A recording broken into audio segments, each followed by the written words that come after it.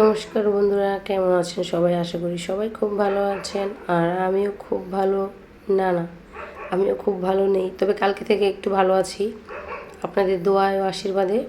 তো যাই হোক, যে যেখান থেকে আমার এই ভিডিওটি দেখছেন তাদের সবাইকে পরিস কিচেন ব্লগে স্বাগত। তো বন্ধুরা, আজকে সকাল থেকে এই ভিডিওটি শুরু করেছি। আমি মোটামুটি প্রতিদিন সকাল থেকে এই ভিডিওটা শুরু করি, কারণ আমার কাজই বা কতটুকু আমি সকাল থেকে যা করি সকালই সব কাজ সেরে ফেলি। তো ওই জন্য সকাল থেকে আমার ভিডিওটা প্রতিদিন কন্টিনিউ করতে হয়। তো যাই হোক, সকাল সকাল স্নান টান করে এদিকে শাশুড়ির জন্য রুটি বানাতে চলে আসছি, কারণ আমার শাশুড়ি ডায়াবেটিসের রুগী। তার খুব তাড়াতাড়ি খিদে পেয়ে যায়, এটা জানেন সবাই যে ডায়াবেটিসের রুগীদের ঘন ঘন খেতে হয়, বা তাড়াতাড়ি তাদের খিদে পেয়ে যায়, বা খিদে পেলে তাদের হাত পা কাঁপাকাঁপি শুরু হয়ে যায়, এটাই স্বাভাবিক।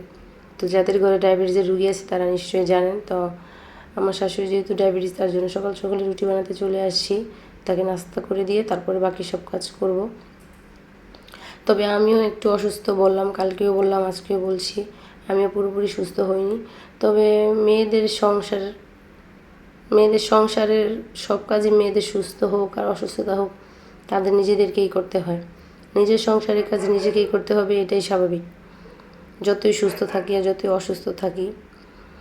তবে নিজের সংসারটাকে নিজের মতন করে গুছিয়ে গাছিয়ে রাখাটাই মনে হয় সব থেকে উত্তম, যতই অসুস্থ হই না কেন, এটাই সব থেকে ভালো। অসুস্থতা হলেও হয়তো একটু কাজটা একটু দেরি করে করি বা একটু ঢিলেমি করে করি, তবুও নিজের সংসারটাকে নিজের মতন করেই গুছিয়ে রাখা ভালো, অসুস্থতা যতই হোক। তবে আমি যতই অসুস্থ থাকি না কেন, তারপর আমি একটু দেরি করে হলেও নিজের কাজগুলো নিজের মতন করে নিয়ে নেই, কারণ আমার তো আর কোনো হেল্পিং হ্যান্ড নেই বা আর কেউ নেই বাসায়, আমার শাশুড়ি বাদে। তো আমার যার যার সংসার তাড়াতাড়ি হয়ে গেছে। তো যাই হোক, এইসব কথা নাই বলি। তবে পুরোপুরি সুস্থ হইনি বলতে গেলে, তাও কাজ করছি। আবার মাঝে মধ্যে রাতে এখন খুব জ্বর চলে আসে, ডক্টর দেখাইছি, ওষুধ টষুধ দিছে, আশা করি তাড়াতাড়ি সুস্থ হয়ে যাব। তো এদিকে আমার শাশুড়ির জন্য দুধ চা বসিয়ে দিয়েছি। উনি আবার রুটি দিয়ে রং চা খেতে পারে না, দুধ চা খায়, এর জন্য ওনার জন্য আমি দুধ চা বসিয়ে দিয়েছি।